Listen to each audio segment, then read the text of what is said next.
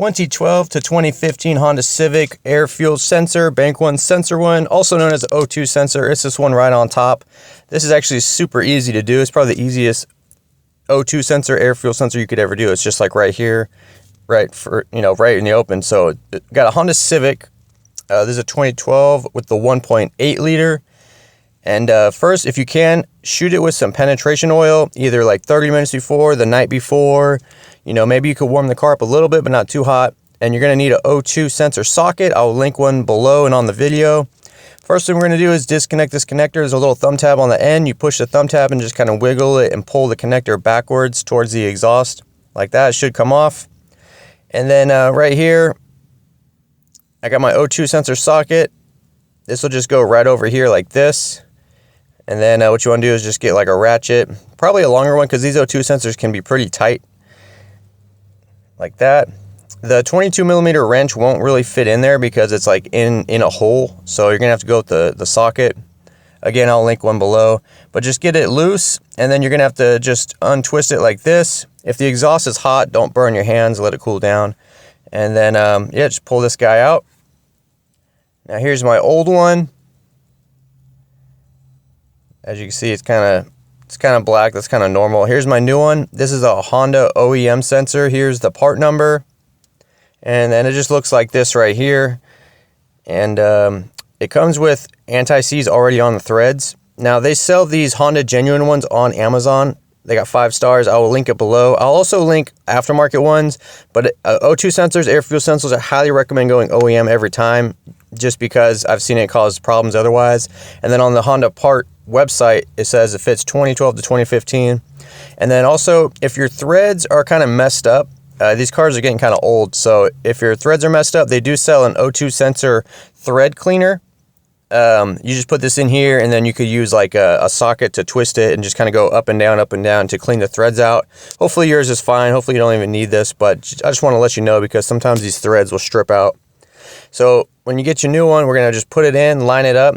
It's actually a little kind of difficult to line up right, and then just twist it. You want to twist the wire harness with the sensor, otherwise the sensor will just twist and the wire harness will get tangled and you could damage the wires. It's really easy to do to damage it. So you want to twist the whole harness with the sensor. Once you get it kind of threaded halfway, just take your O2 sensor socket, put it on here and tighten it down. It doesn't have to be mega tight, just get it snug plus a quarter turn.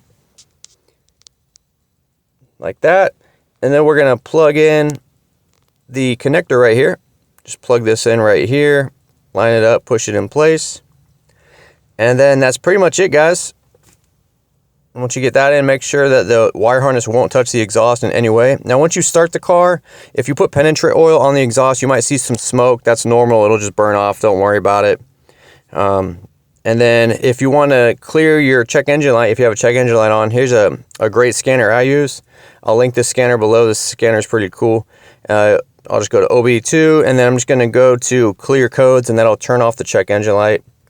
Just scroll down right here, clear fault codes, and then it says turn the engine off, put the accessories on. You do that, and then the check engine light's gone. If you don't have a scanner, you could just drive around, and after a while, the code will go out on its own. The light will turn off, but that's it, guys. That's all the information I got for you. The rest of the video is just some products and other stuff I got going on. Totally up to you if you want to stick around.